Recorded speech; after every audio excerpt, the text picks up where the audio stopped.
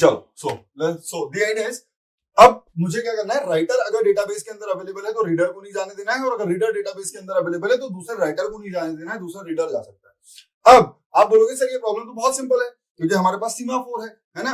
तो अगर मैं डेटाबेस में जाने से पहले डाउन ऑपरेशन परफॉर्म करवा के चेक कर लूं कि एक ही डाउन ऑपरेशन सक्सेसफुल होगा अगर मैं बाइनरी सीमाफोर यूज कर रहा हूं, तो इसका मतलब राइटर ने अगर डाउन ऑपरेशन परफॉर्म कर दिया तो रीडर नहीं जा पाएगा, और अगर रीडर ने डाउन ऑपरेशन परफॉर्म कर दिया तो राइटर नहीं जा पाएगा, तो प्रॉब्लम सॉल्व हो जाएगी। बट ये प्रॉब्लम इतनी इजीली से तब सॉल्व की जा सकती है जब आपके सिस्टम में सिर्फ एक ही रीडर हो और एक ही राइटर हो। इसका मतलब आप ये चाहो कि एक रीडर जा रहा है या एक राइटर जा रहा है तो उनके बीच में चेक कराओ।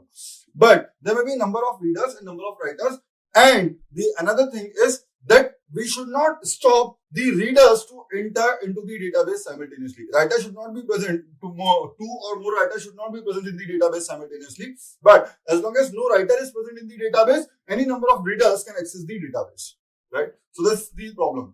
तो यहाँ पर हम इसी प्रॉब्लम को सॉल्व करने की कोशिश करते हैं। ये बात मान के चल रहे हैं कि हमारे सिस्टम में बहुत सारे रीडर्स हैं, बहुत सारे राइटर्स हैं, लेकिन अगर वो डेटाबेस को एक्सेस करेंगे तो इस तरीके से करेंगे कि अगर कोई भी रीडर अंदर जाता है तो वो उसके बाद कितने भी रीडर्स अंदर जा सकते हैं, लेकिन कोई राइटर नहीं जा सकता। और लेकिन अगर कोई राइटर अंदर चला गया तो फिर ना तो कोई राइटर जा सकता है ना ही कोई रीडर जा सकता है। प्रॉब्लम की डेफिनेशन सबको क्लियर है? सबसे पहले तो ये बताओ।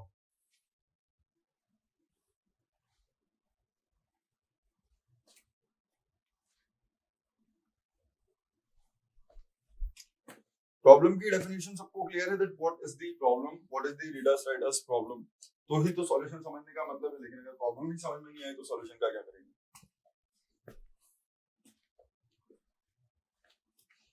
Yes sir. चलो, so the idea is that we need to maintain the number of readers in the database. Now सुनना इसको, बेसिकली क्योंकि मुझे ये देखना है कि रीडर्स कितने भी अंदर जा सकते हैं, तो आपको ये इंश्योर करना पड़ेगा कि अगर एक रीडर अंदर चला गया हो तो जो पहला रीडर अंदर जाए, सुनो बात को, कहानी ये है, आपके पास ये होगा डेटाबेस। इस डेटाबेस में अगर कोई भी राइटर अंदर जा रहा है तो अगर एक बार राइटर अंदर चला गया तो ना तो दूसरा राइटर आ सकता है ना ही दूसरा रीडर आ सकता है। इसका मतलब राइटर जब भी अंदर जाएगा तो वो सीमाफोर के लिए जो भी सीमाफोर को एक्सेस करने के लिए जो डेटाबेस को एक्सेस करने के लिए जो भी बाइनरी सीमाफोर यूज हो रहा है उसके ऊपर, हाँ लेट स्टार्ट हुई, उसके ऊपर डाउन ऑपरेशन परफॉर्म करते हुए जाएगा। लेकिन अगर मैं रीडर्स के पॉइंट ऑफ व्यू से सोचूं, समझना अच्छे से क्या बोल रहा हूं, अगर मैं रीडर्स के पॉइंट ऑफ व्यू से सोचूं तो रीडर जब अंदर जाएगा तो रीडर को ये इंश्योर करना है कि पहले से कोई राइटर अंदर ना हो। रीडर को ये इंश्योर करना है कि पहले से कोई राइटर अंदर ना हो। तो अगर राइटर अंदर गया होगा तो वो आपके बाइनरी सीमाफोर के ऊपर डाउन ऑपरेशन परफॉर्म करके गया होगा। सो दैट्स ओके, ठीक है। नाउ जब राइटर बाहर आए, अगर राइटर अंदर गया तो डाउन ऑपरेशन परफॉर्म है, रीडर डाउन ऑपरेशन परफॉर्म करने की कोशिश करेगा, वो फेल हो जाएगा। सिमिलरली दूसरा राइटर डाउन ऑपरेशन परफॉर्म करने की कोशिश करेगा, वो भी फेल हो जाएगा, ठीक है। नाउ जब राइटर बाहर आएगा तो वो ऑपरेशन परफॉर्म करेगा, तो जिसने भी पहले कोशिश की होगी वो डेटाबेस के अंदर जाएगा, क्योंकि बाउंडेड वेटिंग होती है भाई हमारे सीमाफोर में, क्यों मेंटेन होती है। लेकिन रीडर के पॉइंट ऑफ व्यू से समझो कि जब पहला रीडर अंदर जाएगा तब वो डाउन ऑपरेशन परफॉर्म करेगा, जब पहला रीडर अंदर जाएगा तो वो डाउन ऑपरेशन परफॉर्म करेगा। लेकिन अगर दूसरा रीडर अंदर जाएगा, उससे भी अगर डाउन ऑपरेशन परफॉर्म करवाने की कोशिश करो तो दूसरा रीडर फेल हो जाएगा, है ना। अगर एक पहला रीडर जब अंदर जा रहा है तो डाउन ऑपरेशन परफॉर्म करके चेक करेगा कि कोई राइटर तो अंदर नहीं है, दैट्स ओके, ठीक है, कि अगर राइटर अंदर होगा तो मैं नहीं जा सकता। लेकिन अगर उसका डाउन ऑपरेशन सक्सेसफुल है तो वो तो अंदर चला गया। अब अगर दूसरा रीडर आएगा, अगर दूसरा रीडर अंदर जाने की कोशिश करेगा और अगर उसको भी बोलूंगा कि डाउन परफॉर्म चेक करके जाओ, तो वो फेल हो जाएगा, क्योंकि पहले वाले ने क्योंकि डाउन परफॉर्म कर दिया है, इसलिए अब तुम तो अंदर जा नहीं सकते भैया, तुम डाउन अगर चेक करोगे तो इसका मतलब सिर्फ पहला रीडर जब डेटाबेस के अंदर जाए तो वो डाउन ऑपरेशन परफॉर्म करे, उसके बाद वाले रीडर्स डाउन ऑपरेशन परफॉर्म ना करें, उसके बाद वाले रीडर्स डाउन ऑपरेशन परफॉर्म ना करें। नाउ सिमिलरली जब राइटर बाहर आता था तो अब ऑपरेशन परफॉर्म करके आता था, क्योंकि राइटर को पता है कि उसके अलावा कोई और हो ही नहीं सकता। लेकिन रीडर जब बाहर आएगा तो रीडर को बाहर आते टाइम कैसे पता चलेगा कि मुझे अप ऑपरेशन परफॉर्म करना है या नहीं, क्योंकि अगर हर राइटर अप ऑपरेशन परफॉर्म करेगा तो डाउन ऑपरेशन में सीमाफोर की वैल्यू तो 0 रही। नाउ आपने दूसरे वाले से डाउन ऑपरेशन परफॉर्म करवाया ही नहीं, दूसरे रीडर सीधे सीधे डेटाबेस में चले गए। नाउ जब पहला रीडर बाहर आ रहा है, अगर उसी ने आप कर दिया तो बाद में राइटर का डाउन सक्सेसफुल हो जाएगा, यस और नो। तो इसलिए आपको सबसे पहले तो यहाँ पर रीडर काउंट की जो वैल्यू है उसको मेंटेन करना पड़ेगा। क्यों? कि जब भी आप अंदर जाओगे तब रीडर काउंट की वैल्यू 1 से इंक्रीमेंट करके जाओगे, ताकि हमको पता रहे कि कितने रीडर्स डेटाबेस के अंदर हैं, ठीक है ना। अगर रीडर काउंट की वैल्यू 1 के, अगर रीडर काउंट की वैल्यू 0 के इक्वल है, इसका मतलब कोई भी रीडर अभी तक डेटाबेस में नहीं है, तो आप ये डाउन ऑपरेशन परफॉर्म करोगे। ठीक है, अगर रीडर काउंट की वैल्यू नॉन जीरो है, इसका मतलब एक या एक से ज्यादा रीडर ऑलरेडी डेटाबेस में है, तो आपको ये डाउन ऑपरेशन परफॉर्म करने की जरूरत नहीं है। क्लियर? ठीक है, लेकिन अंदर जाते टाइम आप रीडर काउंट की वैल्यू को इंक्रीज करोगे, जब आप बाहर आओगे तो आप इस रीडर काउंट की वैल्यू को डिक्रीज करोगे। जब बाहर आओगे तो इस रीडर काउंट की वैल्यू, जब रीडर बाहर आएगा तो रीडर काउंट की वैल्यू को डिक्रीज करेगा। नाउ रीडर काउंट की वैल्यू को डिक्रीज करने के बाद वो चेक करेगा कि क्या मैं लास्ट रीडर हूं जो डेटाबेस से बाहर जा रहा हूं, क्योंकि लास्ट रीडर जब बाहर जाएगा तो सिर्फ तभी आपको इस सीमाफोर के ऊपर आप ऑपरेशन परफॉर्म करना चाहिए, क्योंकि अगर आपने पहले आप ऑपरेशन परफॉर्म कर दिया तो दूसरा राइटर डाउन ऑपरेशन परफॉर्म करके डेटाबेस में जा सकता है जब और रीडर्स वहां पर ऑलरेडी थे। इसलिए आप क्या करोगे, बाहर आते टाइम रीडर काउंट की वैल्यू को 1 से सेपरेट करोगे। जब ये 0 हो जाएगी, जिस रीडर के लिए डिक्रीमेंट करने के बाद ये वैल्यू 0 हो जाएगी, सिर्फ वही रीडर अब ऑपरेशन परफॉर्म करेगा, अदरवाइज आपको अब ऑपरेशन परफॉर्म नहीं करना है। नाउ अपार्ट फ्रॉम दैट हम क्या बोल रहे हैं, जब भी अंदर जाओगे तो आप इस रीडर काउंट की वैल्यू को इंक्रीमेंट करोगे।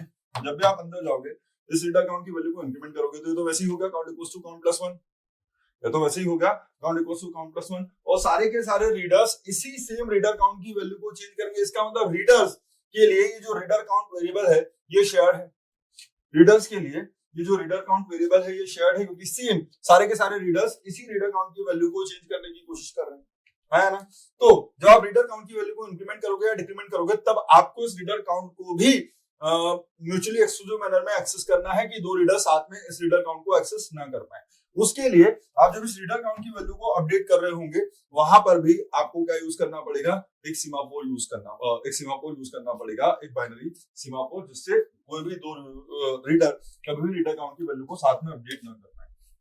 अगर मैं ऐसा कुछ कर देता हूं तो मेरे रीडर डाटा की प्रॉब्लम सॉल्व हो जाएगी। So let's start doing this. तो सबसे पहले तो let me define a variable reader count, and initially इसकी वैल्यू है 0, क्योंकि अभी तक कोई भी रीडर आपका डेटाबेस के अंदर नहीं गया है। क्लियर है भाई सबको?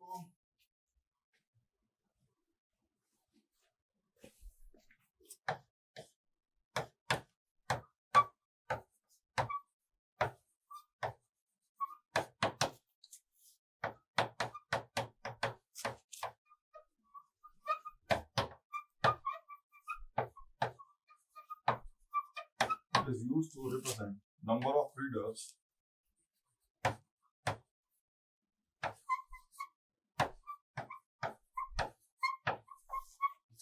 present in the database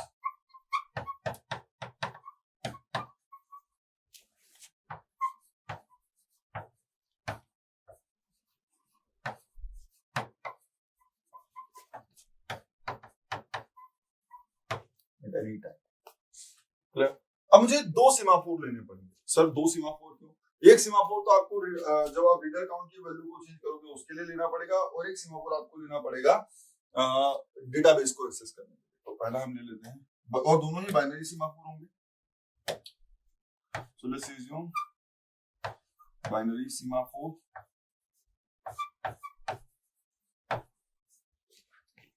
let's call it mutex. This is initialized with value 1. ये हम क्यों यूज कर रहे हैं? This is to access the reader count in a mutually exclusive manner.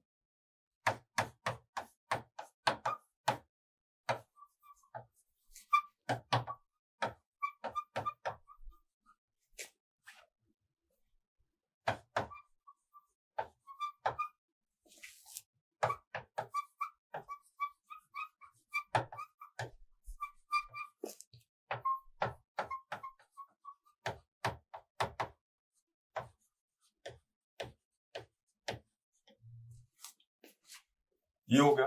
अब आपको एक ये भी तो इंश्योर करना है कि रीडर्स और राइटर्स साथ में प्रेजेंट ना हो, तो इसलिए आप एक और बाइनरी सीमाफोर लोगे, and let me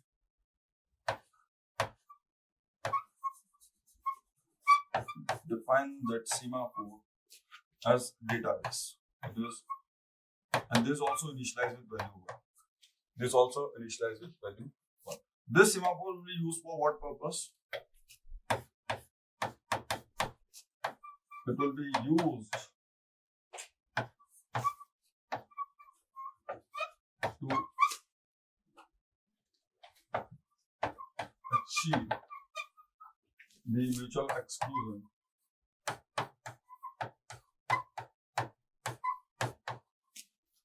in readers and writers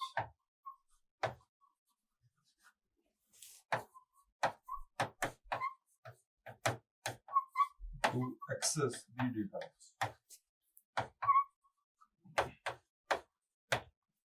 clear? तो ये इतनी कहानी है। अब देखते हैं, ये सिर्फ इनिशियलाइज वैल्यूज हैं। अब हम एक्चुअल में कोड लिखते हैं कि जब रीडर अंदर जाएगा तो रीडर क्या करेगा। तो रीडर के लिए हमने क्या बोला है भैया कि जब भी रीडर अंदर जाएगा तो वो रीडर काउंट की वैल्यू को इंक्रीज करेगा।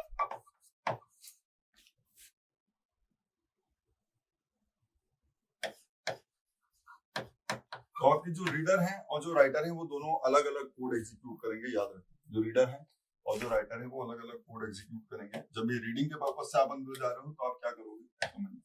तो सबसे पहले आपको क्या करना है, सबसे पहले आपको ये देखना है कि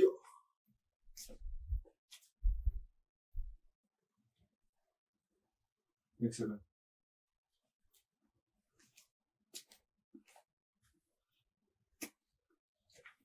सबसे पहले आपको ये देखना है कि रीडर्स कितने हैं। सो सबसे पहले this is nothing but while one the reader will keep reading the data.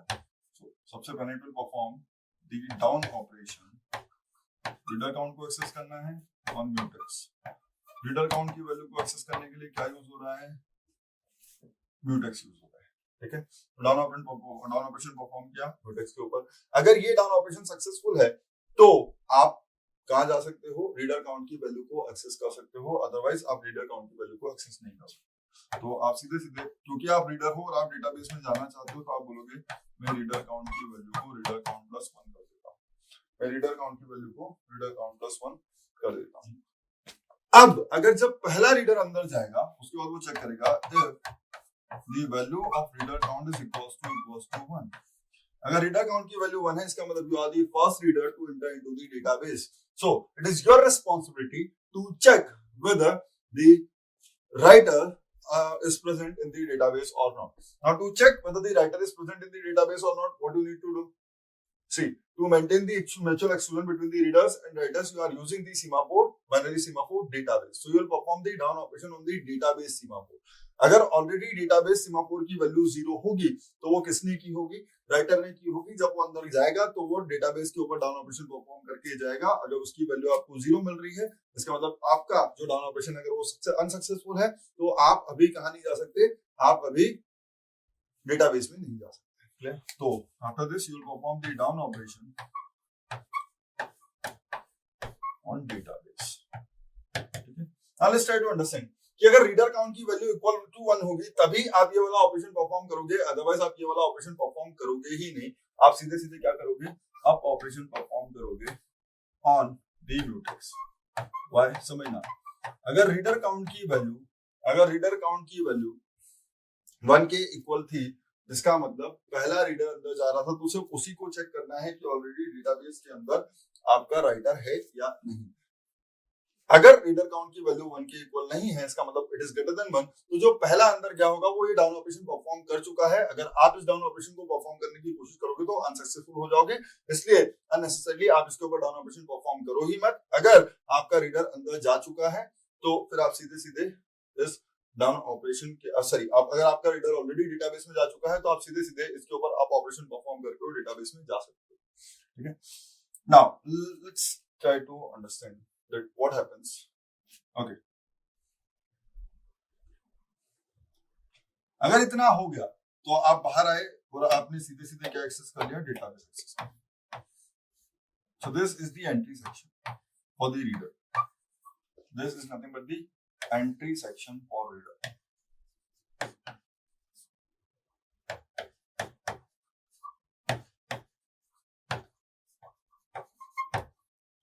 Now जब ये डेटाबेस को एक्सेस कर चुका होगा तब ये बाहर आने की कोशिश करेगा।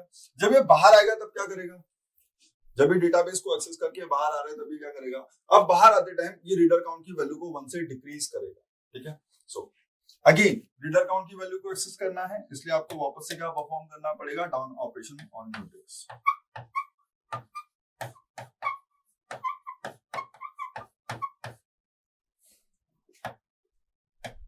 अब आप क्या बोलोगे, reader count will be decremented by 1, क्योंकि एक रीडर बाहर आ गया, तो रीडर काउंट की वैल्यू को 1 से डिक्रीमेंट कर देगा।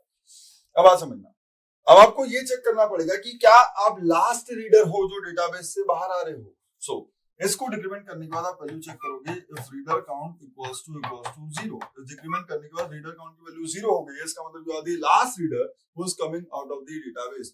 Now if you are the last reader to come out of the database, then it's your responsibility to up the to perform the up operation on the Semaphore database, so that because you are the last reader, तो इसके बाद अगर कोई writer चाहेगा तो वो access कर पाएगा, और अगर कोई वापस रीडर जाना चाहेगा तो क्योंकि वो फर्स्ट रीडर होगा इसलिए वो भी डाउन ऑपरेशन परफॉर्म करने की कोशिश करेगा। तो आपको अप कर देना चाहिए डेटाबेस सीमाफोर को, ताकि आप जब बाहर आ गए हो तो आप लास्ट आदमी थे ना वैसे भी, तो अब डेटाबेस में कोई बचा नहीं, तो अब इसके बाद अगर कोई जाना चाहे तो वो जा पाए, इसलिए आप क्या करोगे, अप ऑपरेशन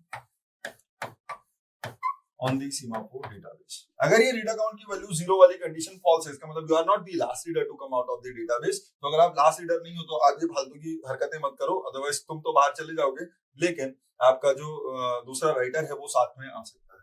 ये वाली सिर्फ वो करेगा जिसके लिए रीडर काउंट की वैल्यू 0 हो। अगर ये रीडर काउंट की वैल्यू 0 वाली कंडीशन फॉल्स है तो आप इसको परफॉर्म नहीं करोगे, आप सीधे अप ऑपरेशन परफॉर्म करोगे ऑन व्हाट, म्यूटेक्स। आप सीधे सर आप ऑपरेशन परफॉर्म करोगे on mutex. So this will be our exit section for reader.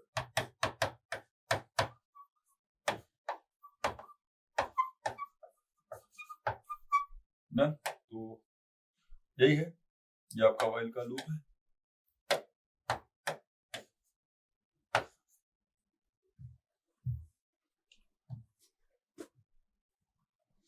Is this code clear to everyone? समझ लो एक बात, सबको क्लियर है ये? सर मैंने रीडर के पर्पस से लिखा है कि जब रीडर जा रहा है तो क्या हो रहा है। सर अकेले कैसे समझ में आएगा, पहले राइटर को भी तो समझाओ। तो लेट्स डू वन, ये मैं राइटर का कोड भी लिख देता हूं। void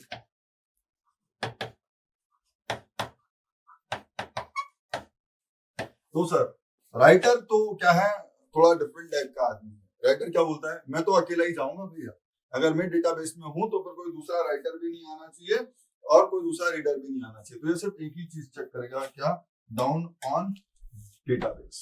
व्हाइल वन, राइटर हमेशा एक ही चीज चेक करेगा, it will perform the down operation on the Semaphore database if it is successful। if the down operation on the database is successful, तो अगर कोई दूसरा राइटर क्या होगा तो वो भी डाउन ऑपरेशन परफॉर्म करके क्या होगा, इसका मतलब आपका डाउन सक्सेसफुल नहीं हो सकता। और जब पहला रीडर क्या होगा तो वो भी down operation on database perform करके क्या होगा, तो आपका डाउन तो भी आपका डाउन सक्सेसफुल नहीं हो सकता। अगर आपका ये down operation on database successful है, इसका मतलब ना तो कोई राइटर पहले इस डाउन ऑपरेशन को परफॉर्म किया है, ना ही कोई रीडर इससे पहले इस डाउन ऑपरेशन को परफॉर्म किया है, इसका मतलब कोई भी रीडर या राइटर डेटाबेस में है ही नहीं। तो अगर ये वाली चीज सक्सेसफुल है तो आपको कुछ और करने की जरूरत ही नहीं है, आप ही अकेले हो, और दूसरा वाला आपकी बात आ नहीं पाएगा क्योंकि आपने down operation on database perform कर दिया है। तो इसके बाद अगर ये सक्सेसफुल है तो आप सीधे सीधे डेटाबेस में जा सकते हो। जब आप डेटाबेस से बाहर आओगे तो सीधे सीधे, क्योंकि आप ही अकेले थे तो आपको कुछ चेक करने की जरूरत नहीं है, आप डेटाबेस सीमाफोर के ऊपर आप ऑपरेशन परफॉर्म करना और बाहर आ जाना। Clear, simple code for writer. Now think, क्या इसमें किसी को कोई प्रॉब्लम दिख रही है? Is it good enough for everyone? देखो फटाफट। अगर मैं इसकी बात करूं तो ये क्या है सर? सर ये वाला एंट्री है सिंपल सा आपके राइटर के लिए, और ये एग्जिट है आपके writer. Look at the code and बताओ रीडर का एग्जिट सेक्शन का इफ कंडीशन को एक बार और सर, रीडर के एग्जिट कंडीशन। सो जब रीडर बाहर आ रहा है तो समझना, वापस से जब भी रीडर बाहर आएगा तो वो रीडर काउंट की वैल्यू को 1 से डिक्रीमेंट तो करेगा ही, तो क्योंकि वो रीडर काउंट की वैल्यू को 1 से डिक्रीमेंट कर रहा है, इसका मतलब वो शेयर्ड वेरिएबल रीडर काउंट को एक्सेस करने की कोशिश कर रहा है। इसलिए आप सबसे पहले तो उस वेरिएबल को एक्सेस करने के लिए जो म्यूचुअल एक्सक्लूजन आप डिफाइन करना चाहते हो उसके लिए आपने जो सीमाफोर यूज किया है वो है म्यूटेक्स। तो आप सबसे पहले रीडर काउंट को एक्सेस करोगे यहाँ पर, इसलिए पहले डाउन ऑपरेशन और म्यूटेक्स परफॉर्म करो। अब क्योंकि आप डेटाबेस से बाहर आ गए हो इसलिए आप रीडर काउंट की वैल्यू को 1 से सब्ट्रैक्ट करोगे। नाउ अगर रीडर काउंट की वैल्यू सब्ट्रैक्ट करने के बाद रीडर काउंट की वैल्यू 0 हो जाती है तो आपको क्या करना है, इसका मतलब क्या कि आप लास्ट रीडर हो, आपके अलावा और कोई रीडर बचा नहीं। अगर कोई और रीडर होता तो आपकी रीडर काउंट की वैल्यू 0 नहीं होती। तो अगर रीडर काउंट की वैल्यू 0 हो गई है इसका मतलब आप लास्ट रीडर हो। आप लास्ट रीडर हो तो जो पहला रीडर गया होगा उसने क्या किया होगा, जो पहला रीडर गया था उसने डाउन डेटाबेस के ऊपर डाउन ऑपरेशन परफॉर्म कर दिया था। नाउ अगर आप लास्ट रीडर हो और अगर आप डेटाबेस से बाहर आ रहे हो तो आपकी रिस्पॉन्सिबिलिटी है कि आप इस डेटाबेस सीमाफोर के ऊपर अब ऑपरेशन परफॉर्म करो, क्योंकि अगर आप ये अब परफॉर्म किए बिना बाहर चले गए, अगर आप ये अब परफॉर्म किए बिना बाहर चले गए तो फिर ना तो जीवन में कोई दूसरा रीडर अंदर जा पाएगा और ना ही जीवन में कोई दूसरा राइटर अंदर जा पाएगा, सारे के सारे फंस के रह जाएंगे। इसलिए अगर रीड अकाउंट की वैल्यू 0 हो जाती है तो आप इस डेटाबेस के ऊपर अब ऑपरेशन परफॉर्म कर दो। और फाइनली आपने क्योंकि म्यूटेक्स के ऊपर डाउन ऑपरेशन परफॉर्म किया था इसलिए उसके ऊपर तो आप ऑपरेशन परफॉर्म करना ही है, ताकि आपके बाद जो दूसरा रीडर बाहर आने की कोशिश कर रहा है, अगर और रीडर है तो जो दूसरा रीडर बाहर आने की कोशिश कर रहा है उसके लिए डाउन ऑपरेशन सक्सेसफुल हो और वो इस रीडर अकाउंट की वैल्यू को एक्सेस कर पाए। क्लियर है सबको? अरे यार बोलो तो कोड समझ आया कि नहीं? रीडर राइटर प्रॉब्लम समझ में आई कि एक साथ कितने भी रीडर्स डेटाबेस के अंदर हो सकते हैं, लेकिन as long as any reader is present in the database कोई दूसरा राइटर नहीं जा सकता। नाउ अगर कोई भी राइटर डेटाबेस के अंदर है तो उस राइटर के साथ ना तो कोई दूसरा राइटर डेटाबेस में हो सकता है ना ही कोई दूसरा रीडर डेटाबेस में हो सकता है। भाई सब देखने की बात नहीं है, आप लोग सिर्फ देखोगे तो फिर मुझे कैसे समझ में आएगा कि आपको समझ में आ रहा है या नहीं? मैं क्या करूंगा फिर?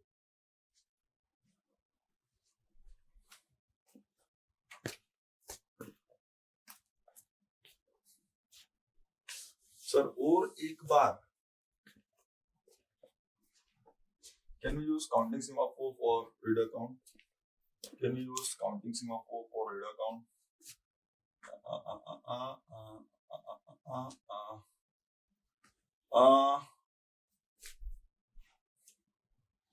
समझते हैं?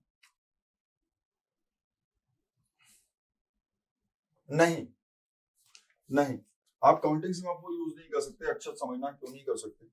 समझना क्यों नहीं कर सकते? क्योंकि काउंटिंग सीमाफोर आपको ये बताता है कि कितने सक्सेसफुल डाउन ऑपरेशन हो सकते हैं। आप उसको किसी न किसी वैल्यू से इनिशियलाइज करोगे, आप उसको किसी न किसी वैल्यू से इनिशियलाइज करोगे तो काउंटिंग सीमाफोर सिर्फ ये बताता है कि कितने सक्सेसफुल डाउन ऑपरेशन हो सकते हैं। तो क्या आपके नंबर ऑफ रीडर्स फिक्स्ड हैं कि कितने नंबर ऑफ रीडर्स आपके डेटाबेस के अंदर जा सकते हैं? अगर आपके पास फिक्स होता है कि उतने ही नंबर ऑफ रीडर्स डेटाबेस में जा सकते हैं तो सबसे पहले तो मैं काउंटिंग सीमाफोर के बारे में सोचता कि उतने ही रीडर्स डाउन ऑपरेशन परफॉर्म कर सकते हैं, है ना? बट उसके अलावा भी कुछ और चीजें सोचनी पड़ती है, लेकिन आप समझने की कोशिश करो कि अगर आप काउंटिंग सीमाफोर को किसी भी वैल्यू से इनिशियलाइज कर रहे हो। सर और एक बार वन लाइन पे एक्सप्लेन कर दीजिए। कौन सी वन लाइन?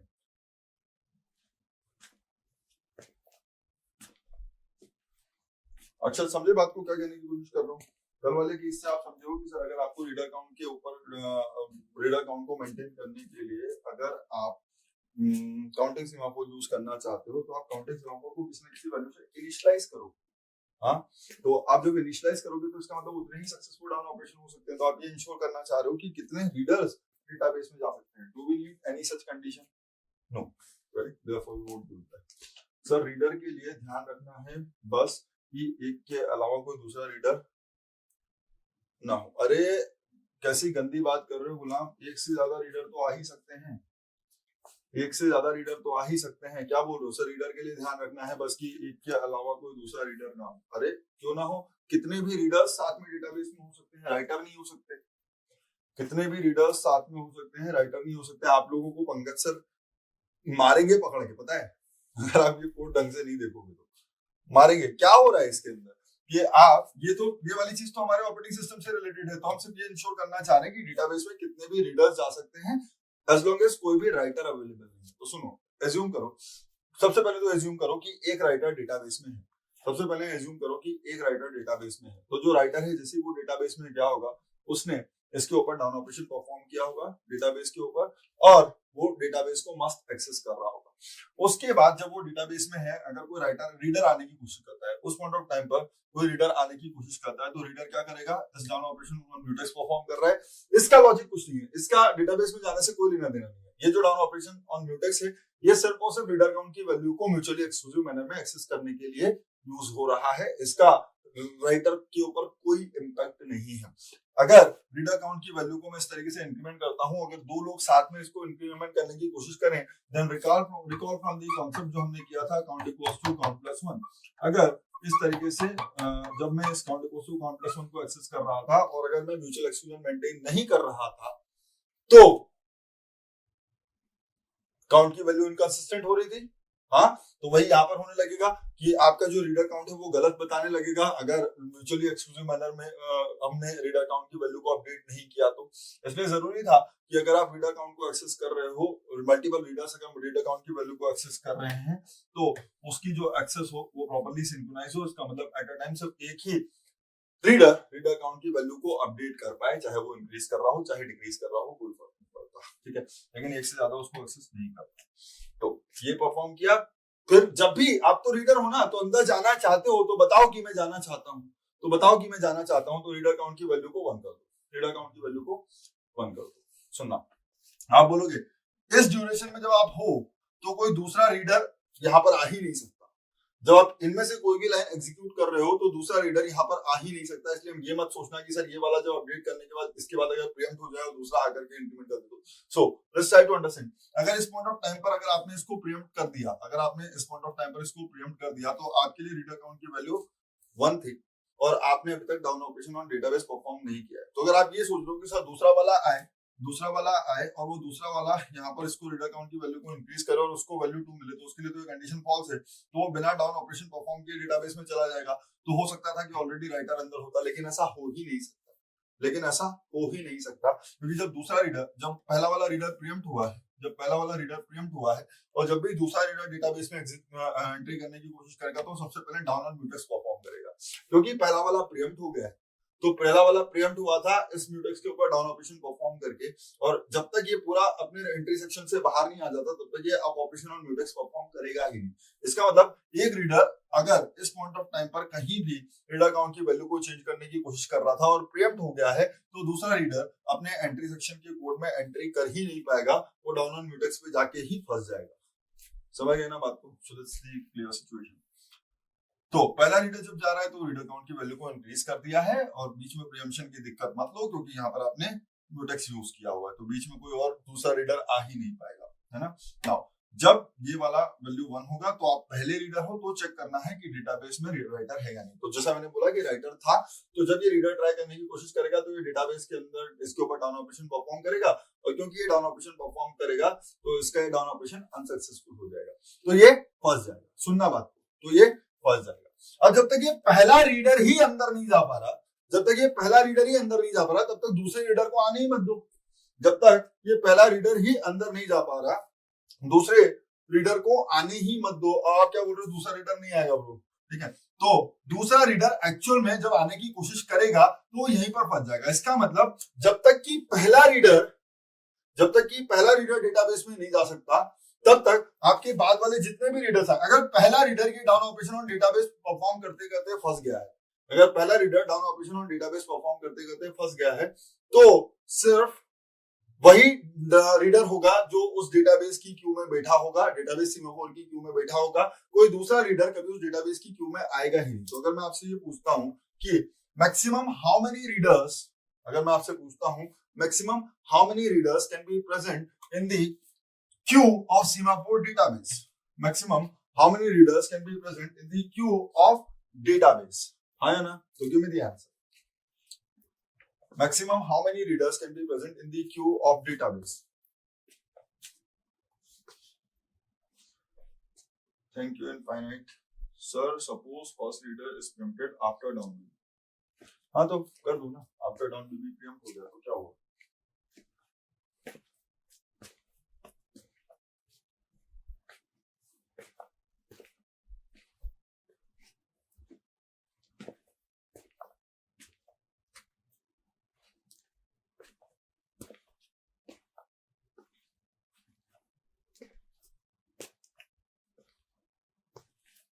अरे दिशा कैसी बात कर रही हो सर? दिशा इज सेइंग, सुनो दिशा ने जो बोला उस स्टेटमेंट को सुनो। सर इस प्रॉब्लम में प्रीएम्पशन नहीं होगा ना, ड्यू टू म्यूटेक्स। गलत बात। किसने बोला कि प्रीएम्पशन नहीं होगा? प्रीएम्पशन होगा।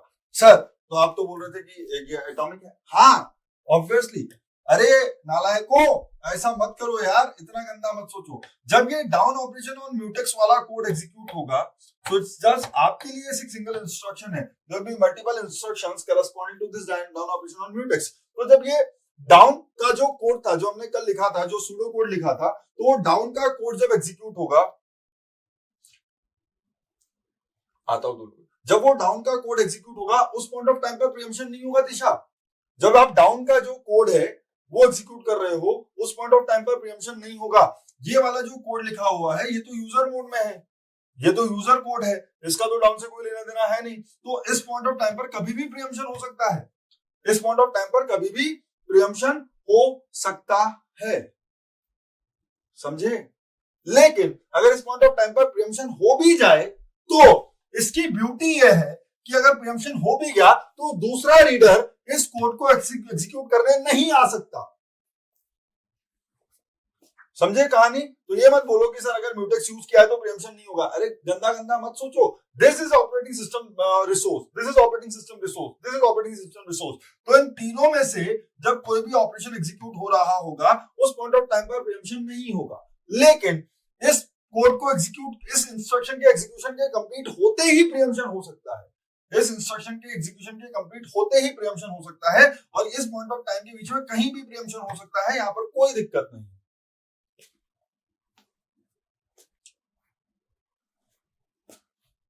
क्लियर है? दिशा का डाउट क्लियर?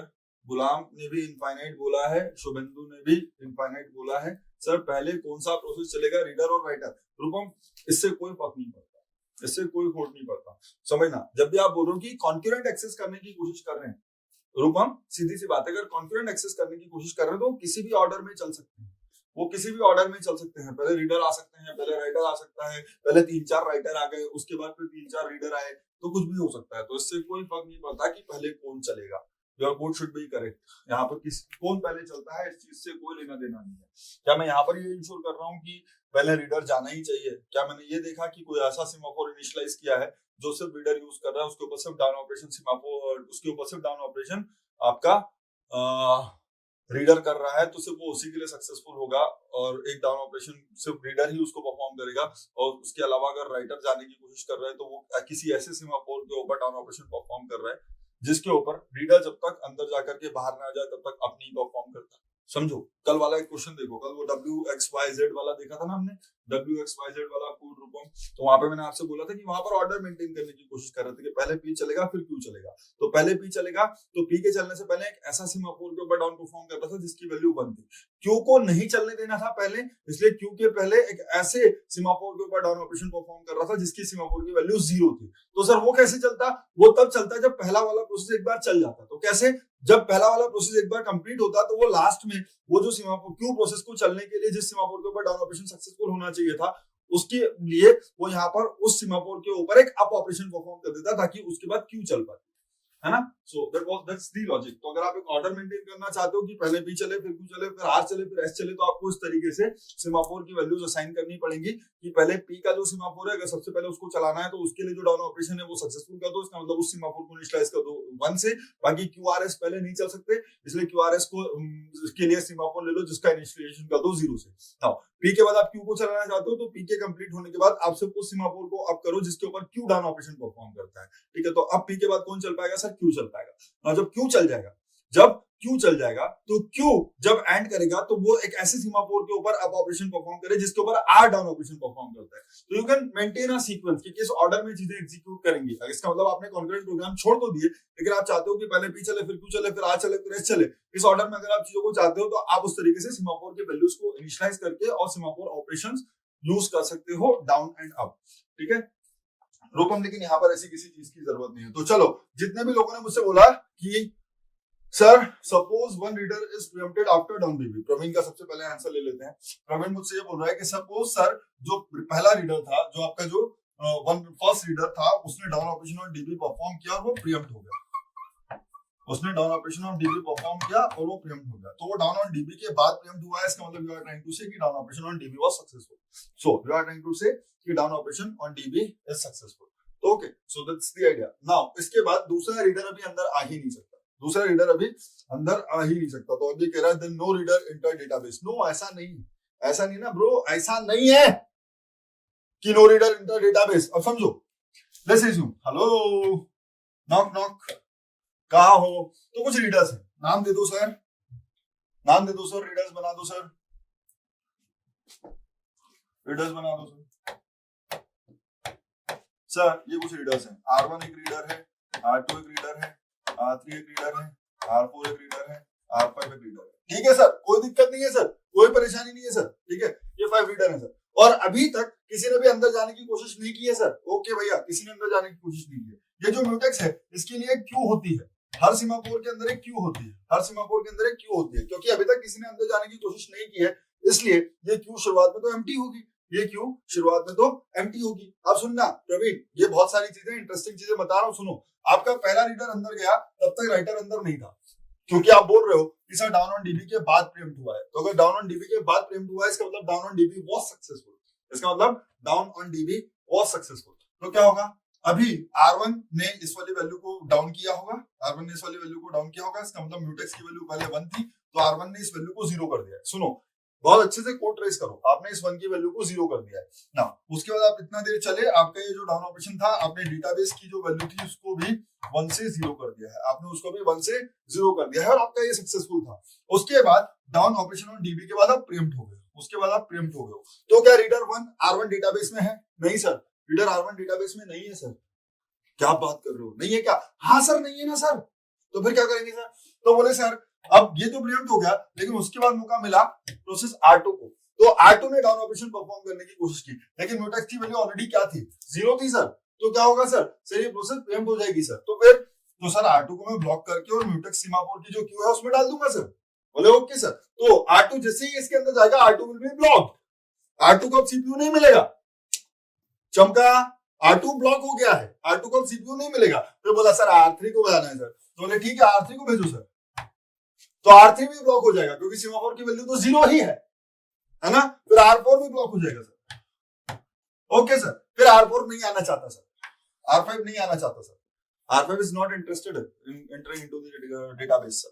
तो बोले ठीक है sir, R2, R3, R4 are waiting at the queue sir. बोले ओके सर। फिर अरे भाई प्रीएम्प्शन ही तो है, प्रीएम्प्शन ही तो है, डेडलॉक थोड़ी ना है, प्रीएम्प्शन ही तो है, डेडलॉक थोड़ी ना है। किसी दिन तो इस प्रोसेस R1 को चलने का मौका मिलेगा। हाँ सर बिल्कुल मिलेगा। तो फिर क्या होगा सर? जिस दिन प्रोसेस R1 को चलने का मौका मिलेगा, प्रोसेस R1 ये अपॉन म्यूटेक्स परफॉर्म करेगी सर। हाँ बिल्कुल करेगी। तो अपॉन म्यूटेक्स परफॉर्म करने के बाद R1 अंदर चली जाएगी सर, बिल्कुल चली जाएगी सर। लेकिन इसने जब अपॉन म्यूटेक्स परफॉर्म किया होगा, इसने इसको क्यू से निकाल करके बोल दिया होगा तुम्हारा एड्रेस अब यहाँ है।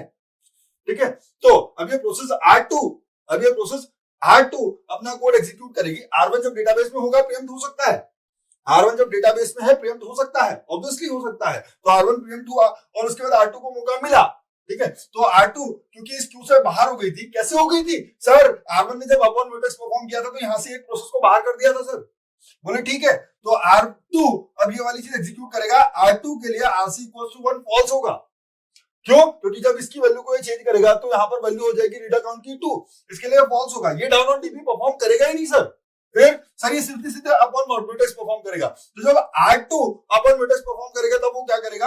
R2 अपॉन म्यूटेक्स परफॉर्म करेगा तो इस R3 को छोड़ देगा, बोले तुम भी निकलो, तो यहाँ आ जाएगा और R2 भी डेटाबेस में चला जाएगा। सिमिलरली R3 भी डेटाबेस में चला जाएगा। सर जब R3 डेटाबेस में जाएगा तो वो R4 को बाहर निकालेगा sir.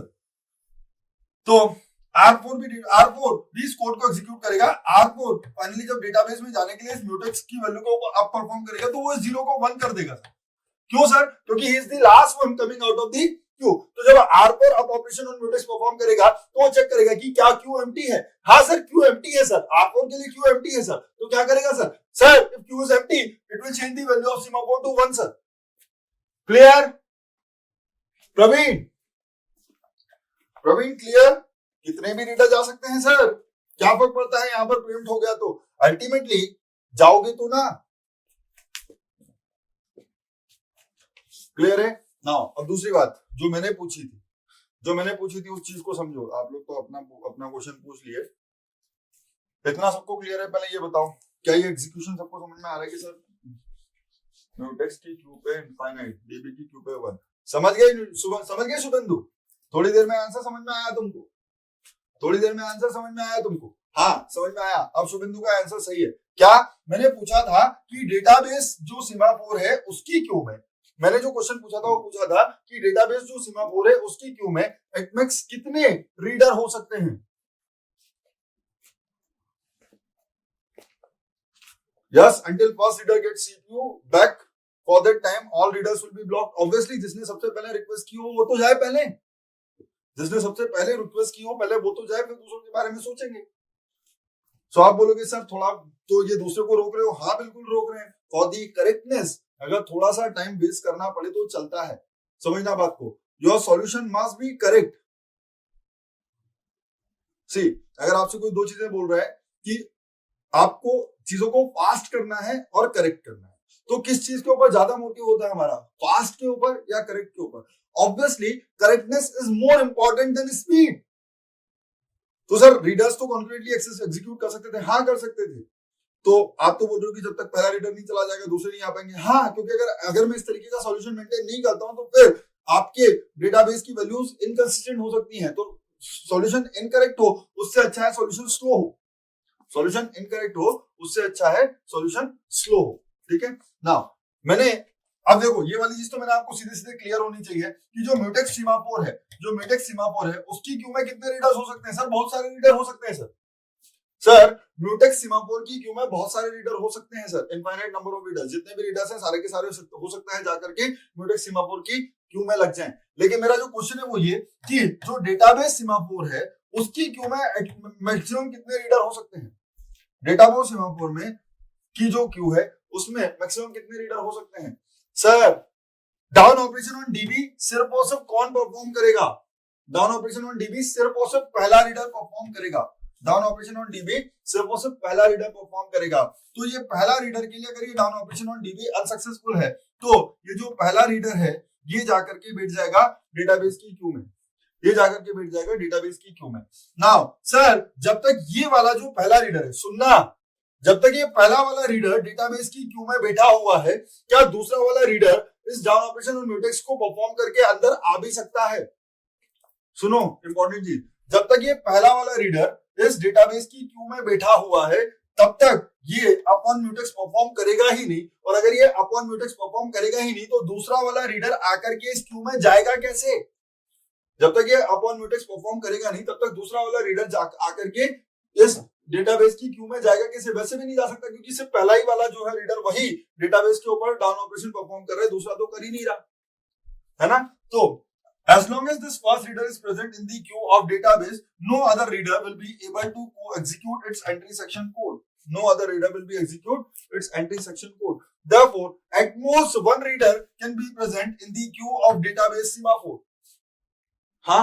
How many writers can be present in the queue of database semaphore? How many writers can be present in the queue of database semaphore? Give me the answer. What happened? How many writers can be present in the queue of the database semaphore?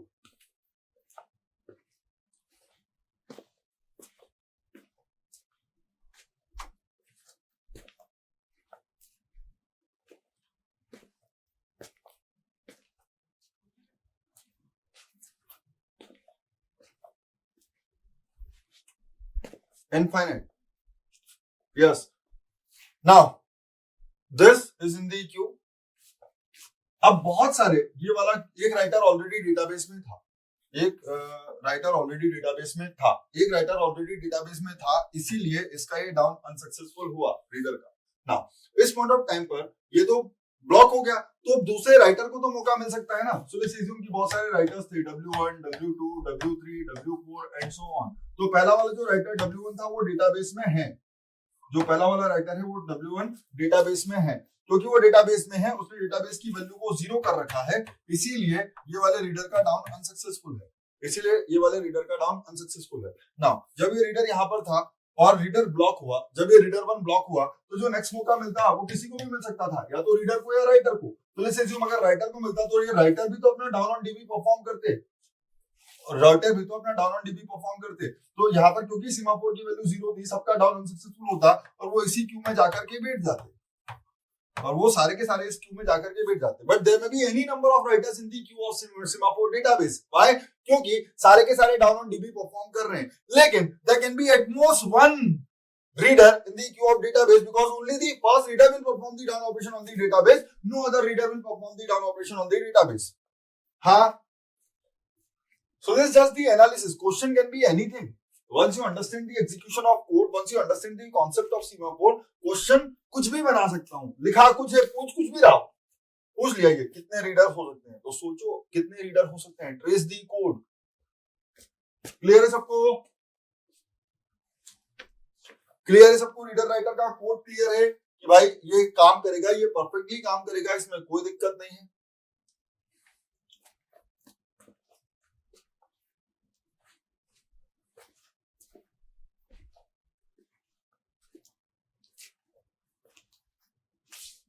चलो ये तो आप सब लोगों के लिए हलवा है. अब चलते हैं, क्वेश्चन करवाता हूं इसी टाइप का. रीडर्स राइटर्स से ही रिलेटेड है.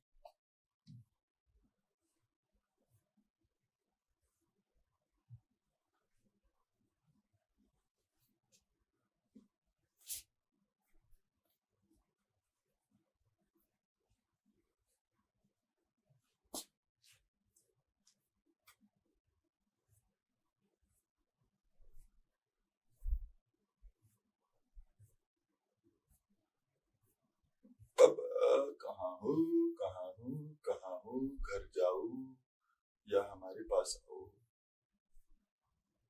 कहाँ हो भाई? नहीं नहीं तुम भी नहीं. अरे कहाँ गया? इधर डाल दिया, इधर डाल दिया लगता है. हाँ ये रहा.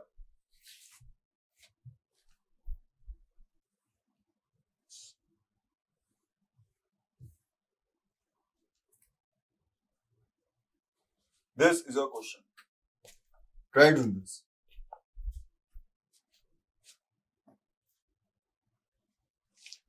If there are n writers, then n writers can be in the queue of database or n-1. All n can be in the queue of database. Akshar. हाँ अक्षर. All n can be in the queue of database. Let's assume that the one reader is inside the database. Assume कि पहला reader already database में है. तो अगर पहला reader already database में है तो उसने डेटाबेस के ऊपर डाउन ऑपरेशन परफॉर्म कर दिया होगा, तो डेटाबेस की वैल्यू 0 होगी. अब सारे के सारे n राइटर्स अगर उसके बाद आने की कोशिश करें तो सारे के सारे n writers in the queue of database हो सकते हैं. समझ गए अक्षर? समझ गए? जिस पॉइंट ऑफ टाइम पर कोई रीडर ऑलरेडी डेटाबेस में था, जिस पॉइंट ऑफ टाइम पर, हाँ समझ गए. Okay sir.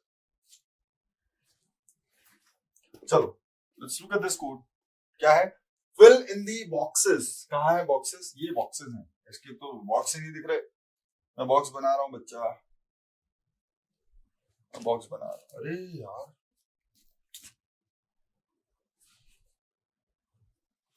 काम करता हूं, इस क्वेश्चन को ले चलता हूं.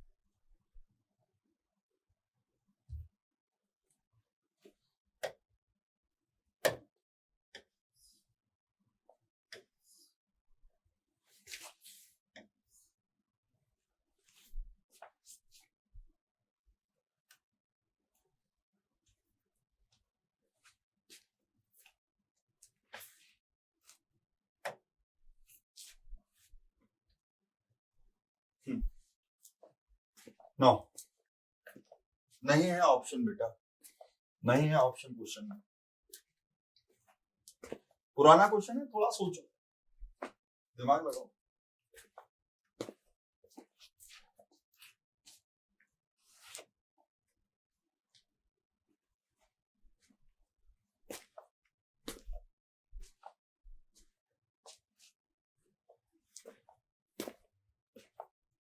अगर किसी को कोई चीज पूछना है तो मुझे बता दें sir.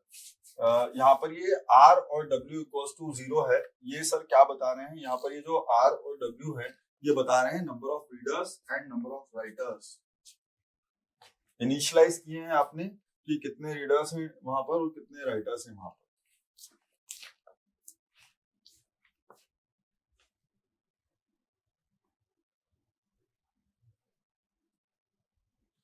This go to L1 is that is go at the starting address.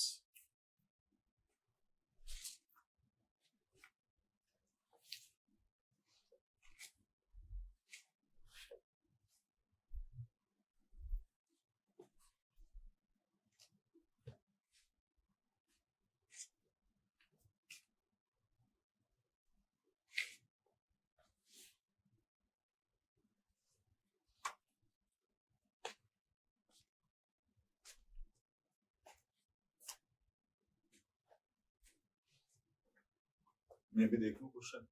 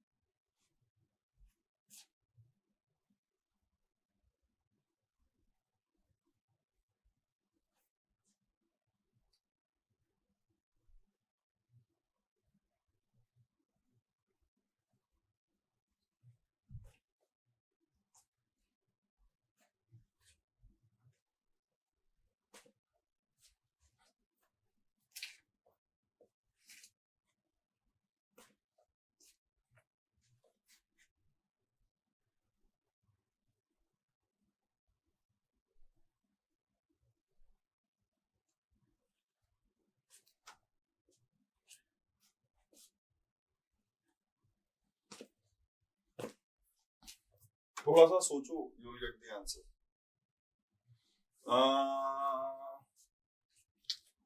एक काम करना, इस कोड में थोड़ी सी दिक्कत है। इस कोड में एक मिनट,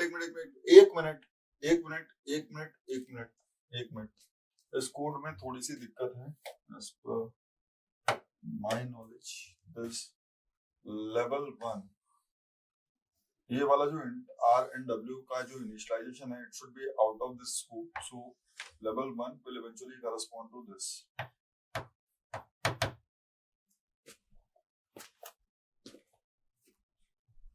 नहीं, अलग अलग लाइन होगी, सारे के सारे बॉक्सेस के आंसर अलग अलग होंगे, सारे के सारे बॉक्सेस के आंसर अलग अलग होंगे।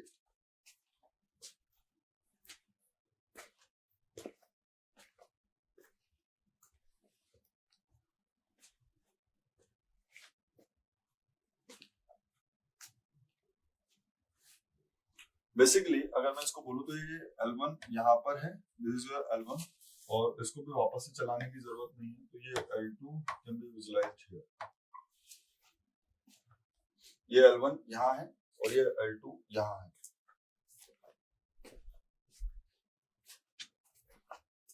ऐसे कैसे देखें?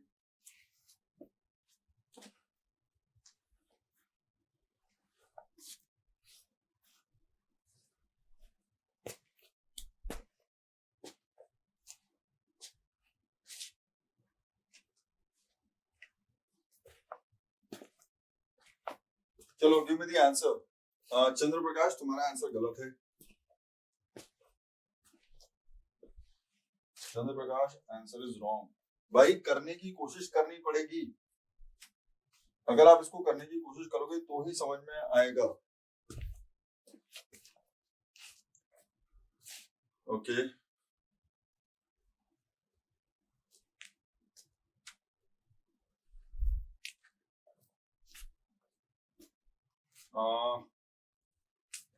अक्षत, थर्ड वाले के लिए और सोचो थोड़ा सा। अच्छा, थर्ड वाले के लिए थोड़ा सा और सोचना पड़ेगा।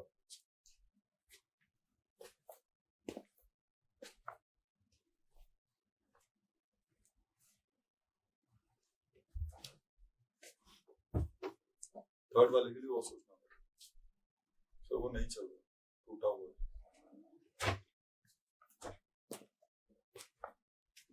इफ कंडीशन ट्रू होना, यार ये मैं एग्जाम में नहीं बैठा हूँ, मैं एग्जाम में आपके साथ नहीं बैठा रहूंगा ना। सो गिवन दी कोड, आपके पास एक कोड है, गिवन दी कोड आपके पास एक कोड है, इस चीज को सॉल्व करने की कोशिश करो।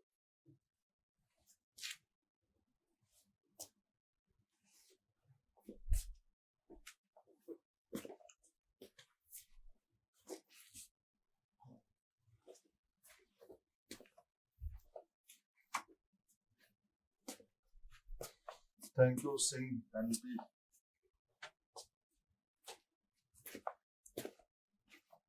एक आध मिनट का टाइम दे रहा हूँ, ऐसा नहीं है कि जल्दबाजी में करो, सोचो, क्योंकि पुराने क्वेश्चन है। देखो ऐसा भी मत सोचो, आप बोलोगे सर ऐसा क्वेश्चन आ गया, तो पुराने क्वेश्चंस हैं, आप लोगों के पास बहुत टाइम होता था, है ना, number of questions were less and the time was more, और उसके ऊपर भी क्वेश्चन 150 नंबर का पेपर होता था, उसके अंदर से थोड़े से नंबर चाहिए होते थे।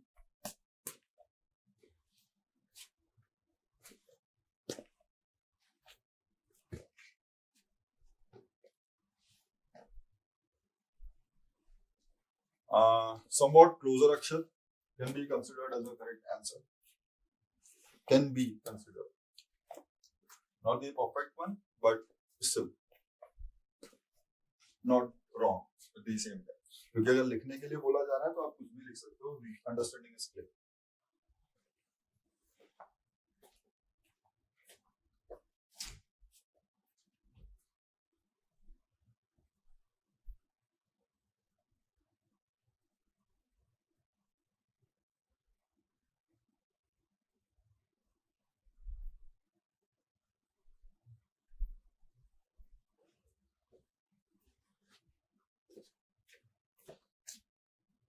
यार बाकी लोग करने की कोशिश भी कर रहे हैं या नहीं, मैं करूं? चलो मैं ही करता हूं।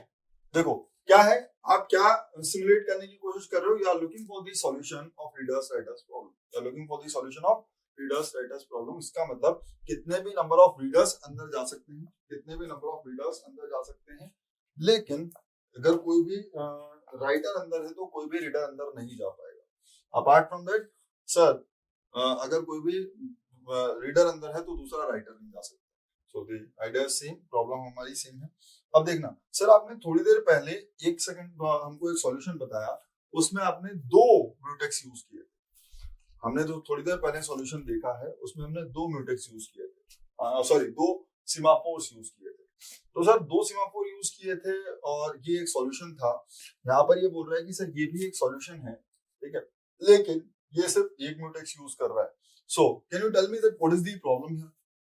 क्या आप मुझे यहाँ पर बता सकते हो कि प्रॉब्लम क्या है इस एक सीमाफोर वाले सॉल्यूशन में? किसी ने अगर क्वेश्चन को ढंग से पढ़ा होगा तो कैन यू टेल मी कि इस एक सीमाफोर वाले सॉल्यूशन में प्रॉब्लम क्या है?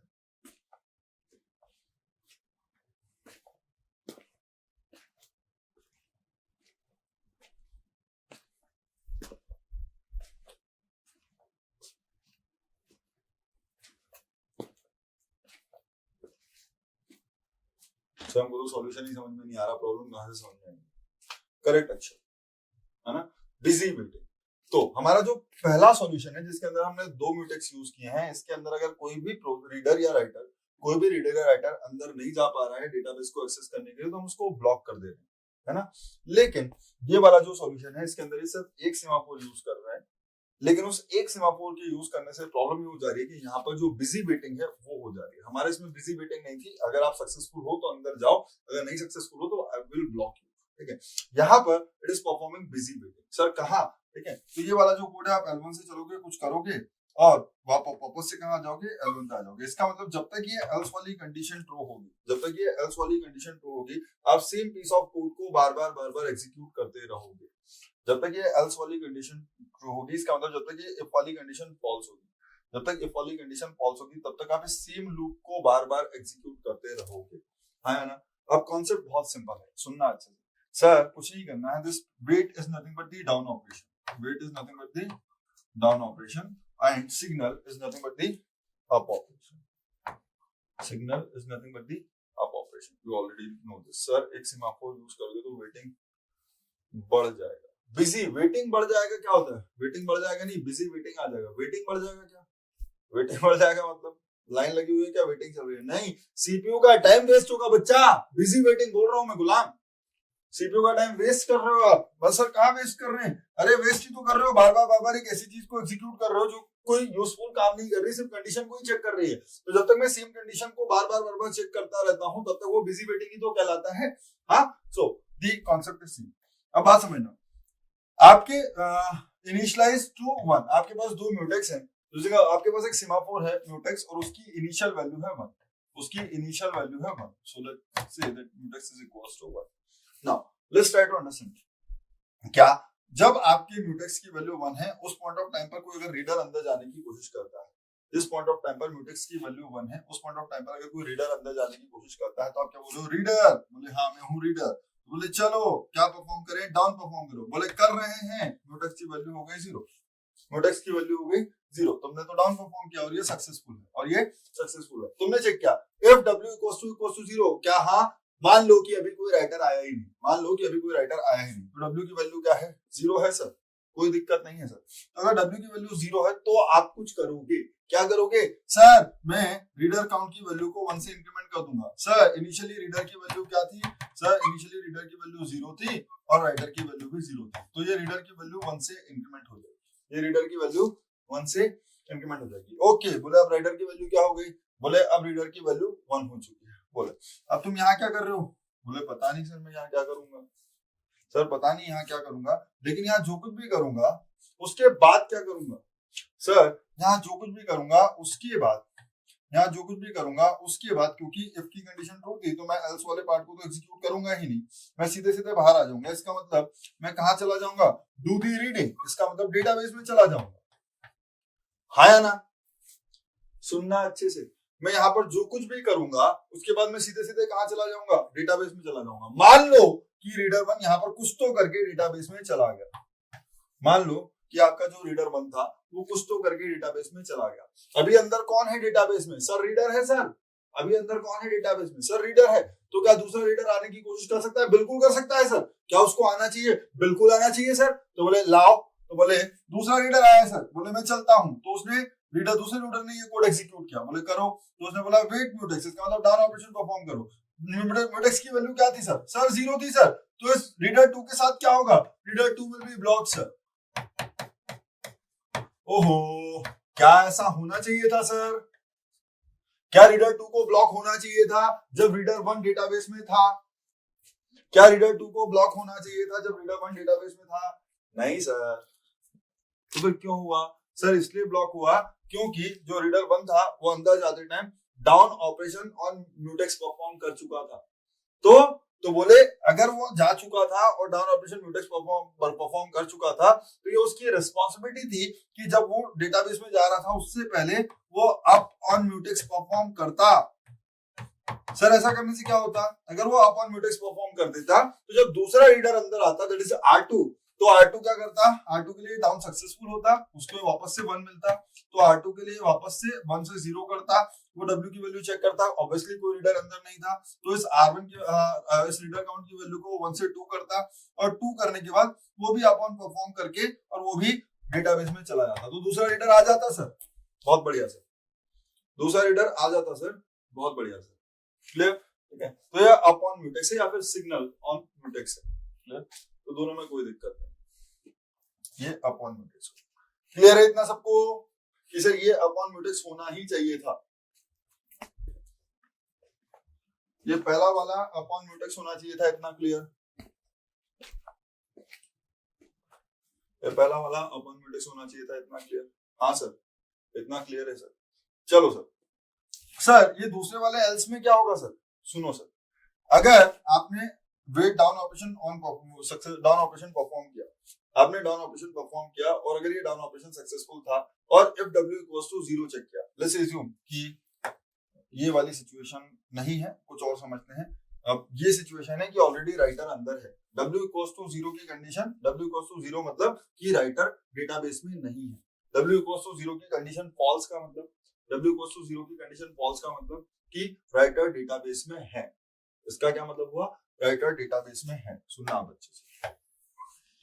ओके चलो, तो लेट्स एज्यूम कि एक राइटर डेटाबेस में है। ओहो ये तो पेनफुल है, ये वाला चाहिए पड़ेगा। लेट्स एज्यूम कि डेटाबेस में ऑलरेडी एक राइटर है। तो अगर डेटाबेस में सो 1 वाला क्लियर है, इफ की कंडीशन अगर फॉल्स है तो फिर कुछ सोचने की जरूरत ही नहीं। इफ की कंडीशन अगर फॉल्स है तो वो इस 1 वाले में जाएगा ही, है ना, इस वाली फर्स्ट वाली कंडीशन पे जाएगा नहीं। तो हम देखते हैं कि यहाँ पर अगर W इक्वल्स टू 0 की कंडीशन फॉल्स है, इसका मतलब अगर कोई राइटर अंदर अवेलेबल है तो क्या होगा? अगर राइटर अंदर अवेलेबल है तो ये वाली चीज फॉल्स हो जाएगी, इसका मतलब इस वाले से कोई लेना देना है नहीं। ये वाला हम ऑलरेडी चेक कर चुके हैं, इसका आंसर हमको पता है कि क्या होना चाहिए। ठीक है, नाउ इसने डाउन ऑपरेशन और म्यूटेक्स परफॉर्म किया है। इनिशियली सीमाफोर की वैल्यू 1 थी, इनिशियली सीमाफोर की वैल्यू 1 थी। ठीक है, अब आप कह रहे हो कि सर ये डाउन ऑपरेशन परफॉर्म करने के बाद, ये डाउन ऑपरेशन परफॉर्म करने के बाद ये राइटर की वैल्यू को चेक कर रहा है। इसका मतलब जब राइटर अंदर है, समझ रहे हो क्या कह रहे हो? जब राइटर अंदर है तब भी डाउन ऑन म्यूटेक्स सक्सेसफुल हो सकता है, क्योंकि अगर राइटर अंदर होने पे डाउन ऑन म्यूटेक्स सक्सेसफुल होता ही नहीं तो मुझे ये कंडीशन चेक करनी ही नहीं पड़ती, तो मुझे ये कंडीशन चेक करनी ही नहीं पड़ती। लेकिन डाउन ऑन म्यूटेक्स सक्सेसफुल होने के बाद भी मैं राइटर की value, number of writers check कर रहा हूँ। इसका मतलब राइटर जब अंदर है तब भी डाउन ऑन म्यूटेक्स सक्सेसफुल हो सकता है, और वो करना ही पड़ेगा क्योंकि आपके पास एक ही सीमाफोर है, क्योंकि आपके पास एक ही सीमाफोर है। तो अगर ये कंडीशन फॉल्स है, इसका मतलब कोई राइटर अंदर है। ठीक है, तो सबसे पहले तो इससे पहले इसकी वैल्यू 1 रही होगी, तो इसने जब ये डाउन ऑपरेशन परफॉर्म किया होगा तो इसकी वैल्यू हो गई होगी 0, है ना। फिर इसने चेक किया क्या राइटर की वैल्यू 0 है? नहीं नहीं नहीं, राइटर की वैल्यू 0 नहीं है। तो राइटर की वैल्यू 0 नहीं है तो ये एल्स पार्ट पे गया, तो बोले एल्स है। फिर बोले हाँ तो ये कुछ तो करेगा, लेकिन कुछ करने के बाद ये वापस से कहाँ आ जाएगा? L1 पे आ जाएगा। ये कुछ तो करेगा, लेकिन कुछ तो करने के बाद ये वापस से कहाँ आ जाएगा? L1 पे आ जाएगा। और ये L1 में क्या कर रहा है? सर ये वापस से डाउन ऑपरेशन परफॉर्म कर रहा है। तो सुनना, ये कुछ करने के बाद वापस से डाउन ऑपरेशन परफॉर्म करेगा। इसका मतलब अगर मैं यहां पर अब म्यूटेक्स के ऊपर अप परफॉर्म नहीं कर रहा हूं, सुनना, अगर मैं यहां पर म्यूटेक्स के ऊपर अप परफॉर्म नहीं कर रहा हूं, सुनो, जीवन में जो बोल रहा हूं उस चीज को अच्छे से ध्यान रखो। जब मैं यहाँ पर वापस आते टाइम म्यूटेक्स के ऊपर अप परफॉर्म नहीं कर रहा हूं तो क्या होगा? इस पॉइंट ऑफ टाइम पर आपकी जो क्यू है उसके अंदर आपका रीडर फंस जाएगा, आपकी जो क्यू है उसके अंदर आपका रीडर फंस जाएगा और रीडर ब्लॉक हो जाएगा। ऑब्वियसली रीडर ब्लॉक हो जाएगा, है ना। तो अब रीडर हो गया है ब्लॉक, सुनो, रीडर हो गया है ब्लॉक और सीमाफोर की वैल्यू क्या हो गई है? 0। तो सर इसमें बिजी वेटिंग का अगर नहीं चल पा रहा था तो ब्लॉक कर दिए। अभी समझो, अगर आप यहाँ अप ऑन म्यूटेक्स परफॉर्म नहीं कर रहे हो तो क्या होगा, उस चीज को समझना। क्या मैंने ये बोला है कि राइटर ऑलरेडी अंदर है? क्या मैंने ये बोला है कि राइटर ऑलरेडी अंदर है? तो राइटर कभी तो बाहर आएगा ना, राइटर कभी तो बाहर आएगा। तो अगर ऑलरेडी अंदर है इसका मतलब राइटर यहाँ है, ऑलरेडी अंदर है इसका मतलब राइटर यहाँ है। जब राइटर बाहर आएगा, जब राइटर बाहर आएगा तो राइटर क्या करेगा? जब राइटर बाहर आ रहा है तो सबसे पहले डाउन ऑन म्यूटेक्स परफॉर्म कर रहा है, वो सबसे पहले डाउन ऑन म्यूटेक्स परफॉर्म कर रहा है। इसी म्यूटेक्स को आपका जो नालायक रीडर था, इसी म्यूटेक्स को आपका जो नालायक रीडर था इसने 0 कर दिया। तो जब ये डाउन ऑन म्यूटेक्स परफॉर्म करेगा तो ऑलरेडी ये रीडर तो क्यू में फंसा ही है, ये राइटर भी क्यू में आकर के फंस गया, ये जो राइटर था ये भी क्यू में आकर के फंस गया। अब मुझे बताओ, इस सिचुएशन के बाद क्या कभी भी कोई भी रीडर या राइटर, इस सिचुएशन के बाद क्या कभी भी कोई भी रीडर या राइटर डेटाबेस में जा पाएगा अगर मैं यहां पर अप ऑन म्यूटेक्स नहीं करता? तो अगर मैं यहां पर अप ऑन म्यूटेक्स नहीं करता, अगर ये वाली चीज यहां नहीं करता तो ये रीडर भी फंस जाता और राइटर भी बाहर आते आते फंस जाता और म्यूटेक्स की वैल्यू होती 0। अब जो भी कोई नया अंदर जाने की कोशिश करता वो तो फंसता ही फंसता, क्योंकि डाउन ऑपरेशन और म्यूटेक्स परफॉर्म कर रहा था। अगर राइटर भी अंदर जाने की कोशिश करता तो वो भी फंसता ही फंसता, और जो बाहर आने की कोशिश कर रहा था वो तो फंसा हुआ है। इसका मतलब अगर आप यहाँ पर अप ऑन म्यूटेक्स परफॉर्म नहीं करते तो इस सिचुएशन में जब एक राइटर अंदर था और एक रीडर अंदर जाने की कोशिश करेगा तो पहले रीडर फंस जाएगा और उसके बाद वो जो राइटर बाहर आने की कोशिश करेगा और राइटर भी फंस जाएगा। हो गया सत्यानाश। हाँ, क्लियर है सबको इतना कि अगर मैं यहां पर भी ये अप ऑन म्यूटेक्स परफॉर्म ना करूं तो दिस सॉल्यूशन विल फेल। इसका मतलब सॉल्यूशन तो सही करना है, इसका मतलब यहां पर भी अपॉन म्यूटेक्स था और यहां पर भी अपॉन म्यूटेक्स था, तो ये दोनों ही जगह अपॉन म्यूटेक्स था। तो हुआ क्या, लेट्स अज्यूम कि ये दोनों है। इसका मतलब एक रीडर जब अंदर जाएगा तो वो चेक करेगा, अगर वहां पर कोई राइटर नहीं है तो वो रीडर काउंट की वैल्यू को इंक्रीज करेगा और रीडर काउंट की वैल्यू को इंक्रीज करके डेटाबेस में चला जाएगा। सिमिलरली दूसरा रीडर भी आ सकता है, बहुत बढ़िया। जब रीडर बाहर जाएगा उस पॉइंट ऑफ टाइम पर वो वापस से म्यूटेक्स के ऊपर डाउन ऑपरेशन परफॉर्म करेगा। ये डाउन ऑपरेशन क्यों हो रहा है, ये डाउन ऑपरेशन हो रहा है to access the reader count, कि नंबर ऑफ रीडर्स को मेंटेन करना है ना, तो ये आप यहाँ पर डाउन ऑपरेशन मेंटेन कर रहे हो। ना समझना, यहाँ पर आप रीडर की वैल्यू को सिर्फ डिक्रीमेंट करोगे, यहाँ पर ऐसी कंडीशन चेक करने की जरूरत नहीं है कि अगर रीडर काउंट की वैल्यू 0 हो गई तो क्या होगा, है ना। क्यों, क्योंकि आपको कोई एक्स्ट्रा सीमाफोर को जाकर अप नहीं करना है जब आपके पास रीडर की वैल्यू 0 हो जाए। क्यों, क्योंकि एक ही सीमाफोर है और उसको आप ऑलरेडी अप करोगे ही करोगे जब इस रीडर काउंट की वैल्यू को चेंज कर दोगे। तो बहुत बढ़िया, ये रीडर का कोड चलो सर राइटर अगर जाने की कोशिश करेगा तो क्या होगा। चलो सर, जब भी राइटर जाने की कोशिश करेगा तो राइटर सबसे पहले डाउन ऑन म्यूटेक्स परफॉर्म करेगा। बोले okay, down on mutex perform करो। अब देखो, अगर ये इफ कंडीशन ट्रू है, सुनो ये क्या बोल रहा है, अगर ये इफ कंडीशन ट्रू है तो इफ कंडीशन ट्रू होने के बाद ये वापस से अपॉन म्यूटेक्स परफॉर्म कर रहा है। अगर ये इफ की कंडीशन ट्रू है तो ये अपॉन म्यूटेक्स परफॉर्म कर रहा है और अपॉन म्यूटेक्स परफॉर्म करके ये वापस से यहां चले जा रहा है। तो इसका मतलब ये सेम कंडीशन बार बार चेक कर रहा है जब तक कि ये वाली कंडीशन फॉल्स नहीं हो जाती। जब ये कंडीशन फॉल्स होगी तो ये बाहर आ जाएगा, और राइटर की वैल्यू को कर देगा क्या, 1। जब ये कंडीशन फॉल्स होगी तो ये बाहर आ जाएगा और राइटर की वैल्यू को कर देगा 1। इसका मतलब क्या, कि अब एक राइटर डेटाबेस में है। क्यों, इसको 1 करना है, क्यों करना है, ताकि इस वैल्यू को 1 करना है, इसलिए करना है कि ताकि नेक्स्ट टाइम जब रीडर अंदर जाने की कोशिश करे और उसको यहाँ पर आकर W की वैल्यू फॉल्स मिले।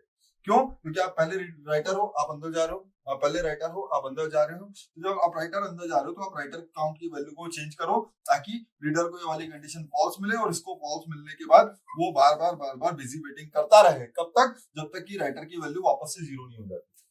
वो बार बार ये वाला कोड एग्जीक्यूट करता रहे, L1 वाला ये जो लूप है बिजी वेटिंग, ये परफॉर्म करता रहे कब तक, जब तक कि राइटर की वैल्यू 0 नहीं हो जाती। So this is actually the busy waiting, this actually busy waiting until the value of writer, number of writers becomes 0,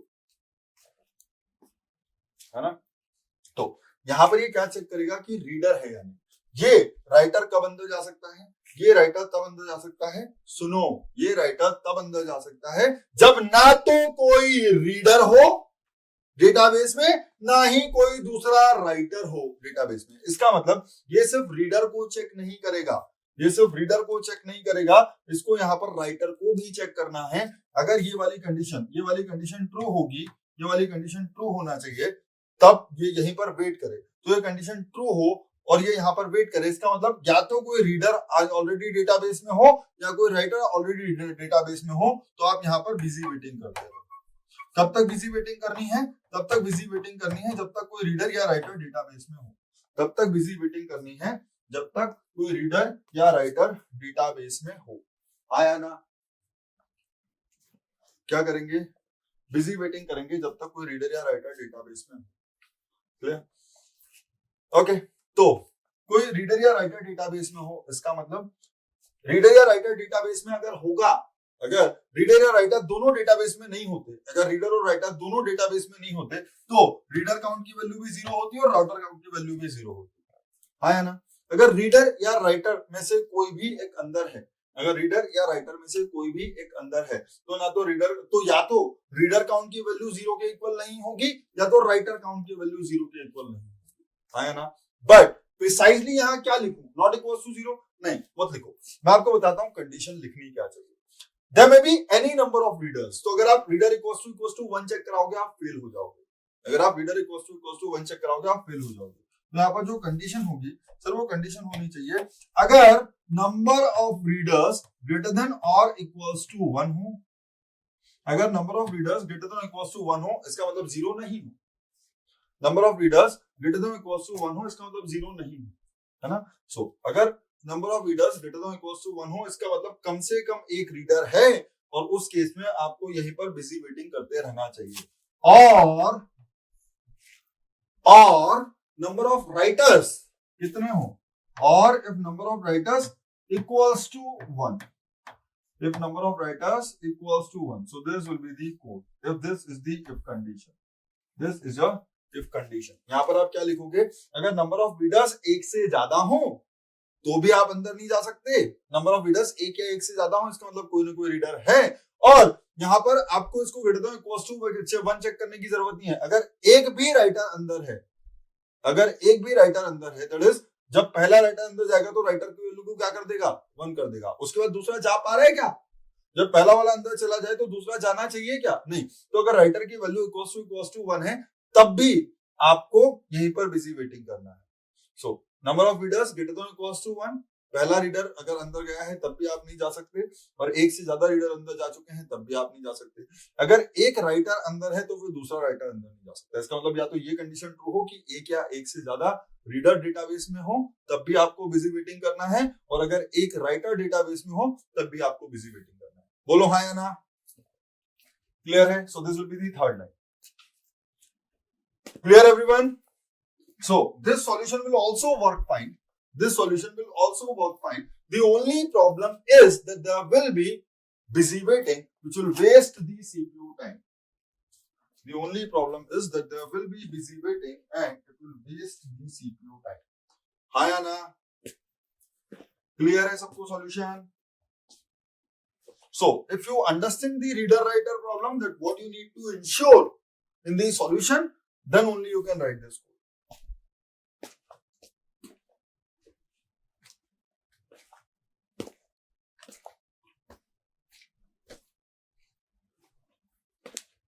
बोल दो ना यार, बोलने में हाँ या ना लगाने में, बोलने में कितनी देर लगाते हो? हाँ या ना बोलने में आप लोग कितनी देर लगाते हो, मुझको ये समझ नहीं। क्लियर है या नहीं? किसी को कोई डाउट है तो वो पूछ लो कि सर यहाँ पर ऐसा कुछ बताओ। तो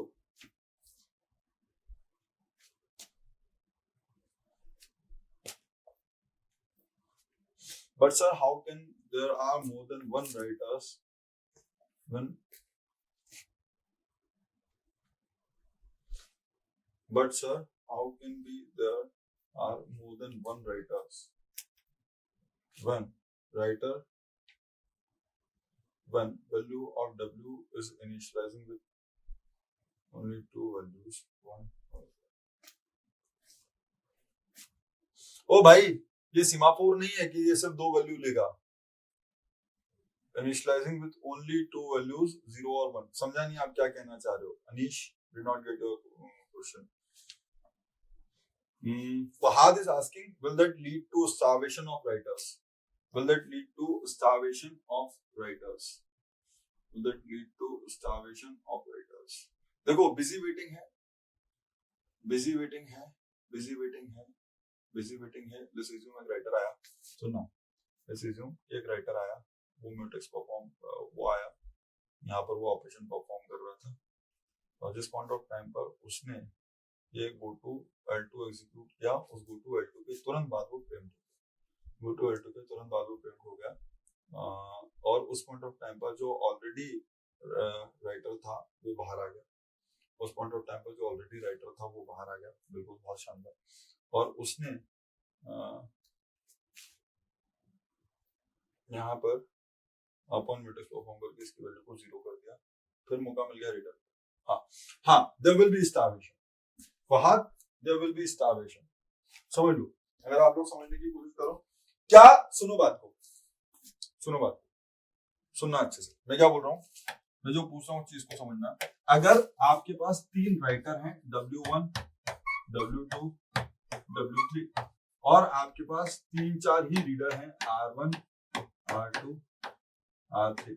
now let's try to understand.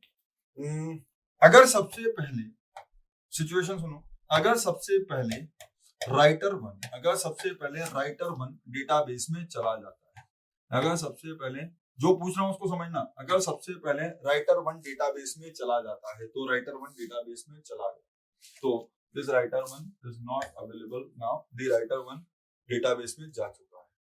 उसके बाद so the first thing that happens is writer 1 enters into the database.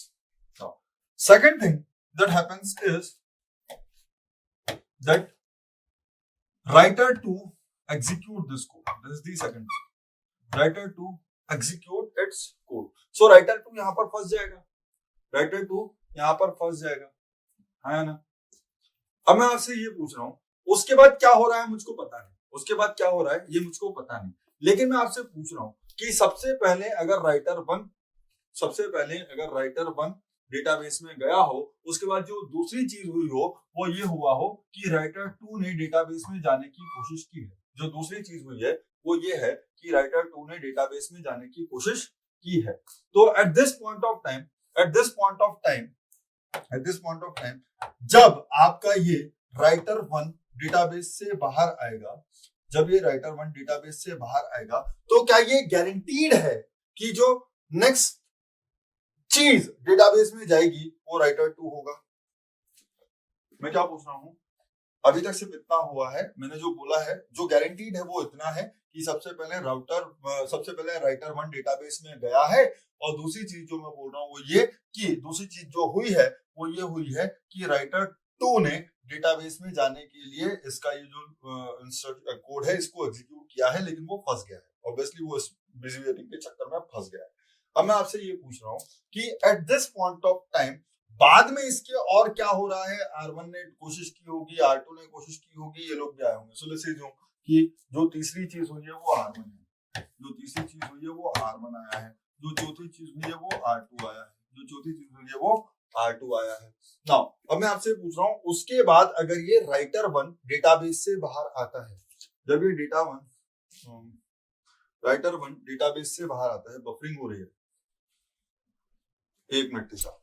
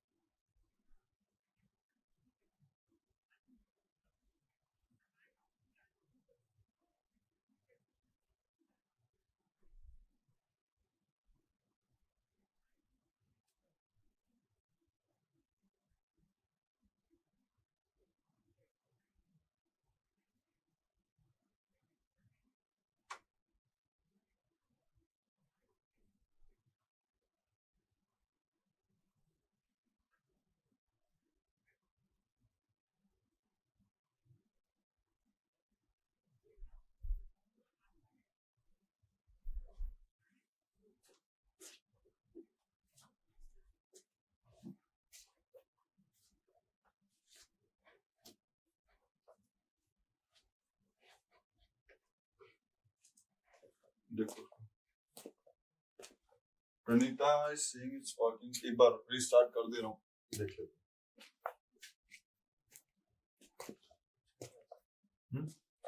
ठीक चल रहा है। तिशा यहाँ भी ठीक चल रहा है। Praneeta is also saying that it's working fine, so kindly check your connection कि वो दिक्कत आपके एंड पे no buffering sir. Tanuja is also saying no buffering sir. Okay anyway चलो सो देखते हैं। तो आई होप हम जो डिस्कशन कर रहे थे वो ये कि W1 ऑलरेडी अंदर जा चुका है, फिर W2 आया, उसने वेट करना शुरू किया, फिर R1 R2 आए, उन्होंने वेट करना शुरू किया। अब मैं बोल रहा हूं जब राइटर 1 W1 बाहर आएगा तो क्या ये गारंटीड है कि जो नेक्स्ट चीज डेटाबेस में जाएगी वो R2 है? क्या ये गारंटीड है कि जो नेक्स्ट चीज डेटाबेस में जाएगी वो W2 है? जो नेक्स्ट चीज डेटाबेस में जाएगी क्या वो W2 है? नहीं, इट इज नॉट गारंटीड, समझना। सो द आइडिया इज W1 आया, W1 ने बाहर आकर के इन दोनों की वैल्यू को राइटर की वैल्यू को 0 किया, इसने बाहर आकर के राइटर की वैल्यू को 0 किया, और इस राइटर की वैल्यू को 0 करके अपॉन म्यूटेक्स परफॉर्म करके ये प्रीएम्प्ट हो गया। अपॉन म्यूटेक्स परफॉर्म करके ये प्रीएम्प्ट हो गया। अब देखो जब ये प्रीएम्प्ट हुआ है तो नेक्स्ट सीपीयू किसको मिलेगा? पता नहीं सर। नेक्स्ट सीपीयू किसको मिलेगा? पता नहीं सर।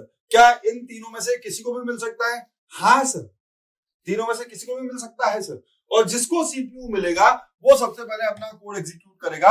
अगर R1 या R2 को पहले सीपीयू मिला तो R1 या R2 इस W इक्वल्स टू 0 को देख करके रीडर काउंट की वैल्यू को उड़ा करके और यहाँ डेटाबेस में चले जाएंगे, और अगर पहले W2 को मिला तो वो चले जाएंगे।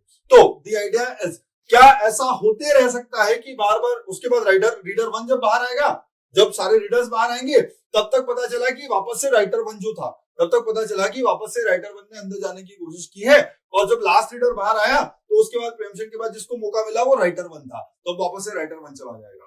इसका मतलब the writer 2 may wait forever, the writer 2 may wait for indefinite period of time before it enters the database. तो अगर ऐसा है तो यहाँ पर स्टारवेशन हो सकता है। तो आपने जो पूछा था सर, किसने पूछा था ये? तो सर किसी ने पूछा था कि सर क्या राइटर का स्टारवेशन हो सकता है? ऐसे मत बोलो कि राइटर का स्टारवेशन हो सकता है, यहाँ पर कोई भी चीज का स्टारवेशन हो सकता है। हो सकता है कि रीडर्स स्टार्व करने लगे, हो सकता है कि राइटर्स स्टार्व करने लगे, है ना। तो अगर बहुत सारे राइटर्स कॉन्सिक्यूशन में आते चले जाएं, अल्टरनेटिवली राइटर्स आते चले जाएं, तो फिर रीडर भी स्टारवेशन में जा सकता है। समझ गए?